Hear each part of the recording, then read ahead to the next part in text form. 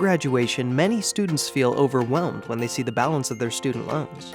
However, for many loans, there's a grace period. A grace period is a period of time after graduation where a student does not need to make payments on their student loans. For most federal loans, the grace period is 6 months from the graduation date, or when the student drops below half-time enrollment.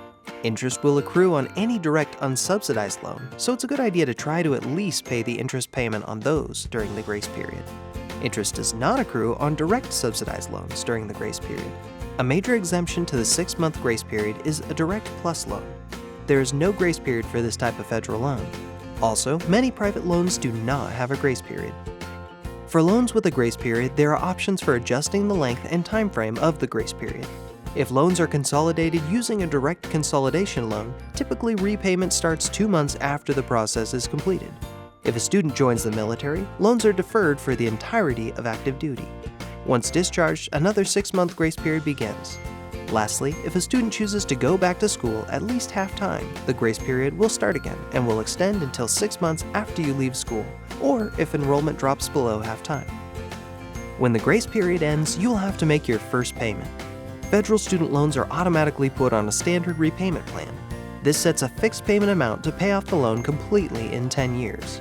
This payment may be too high for some students to afford, especially when just starting out.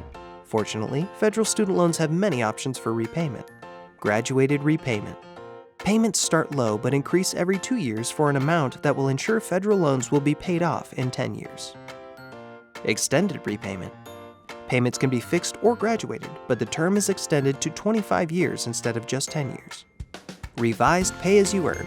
Repayee. Payments will be 10% of discretionary income and are recalculated every year. Any outstanding loan balance will be forgiven after 20 years for undergraduate loans or 25 years for graduate loans. Having your loans forgiven may sound great, but any loan amount that is forgiven will be considered taxable income for that year. This is true for all federal repayment plans that involve forgiveness. Pay-as-you-earn. Similar to repay-as-you-earn, payments will be 10% of discretionary income, but will never be more than what you pay on the standard repayment plan. Payments are recalculated each year and any outstanding balance will be forgiven after 20 years.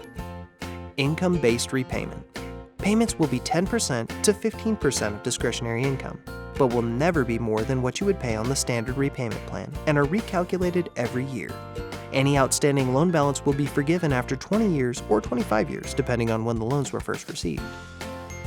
Income contingent repayment. Payments will be the lesser of 20% of discretionary income, or the amount that would be paid with fixed payments over 12 years. Any outstanding loan balance will be forgiven after 25 years. Income-sensitive repayment. Monthly payments are based on income, but will be paid in full within 15 years. Unfortunately, private loans are not eligible for any of these repayment programs. Some lenders may be willing to work with borrowers to create a payment plan, so call your lender if you're having trouble making your payments.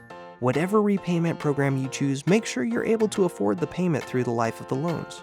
Student loans are very difficult to discharge in bankruptcy, and there can be serious consequences for delinquent loans, including ineligibility for repayment programs and loan forgiveness, as well as a negative impact on your credit score.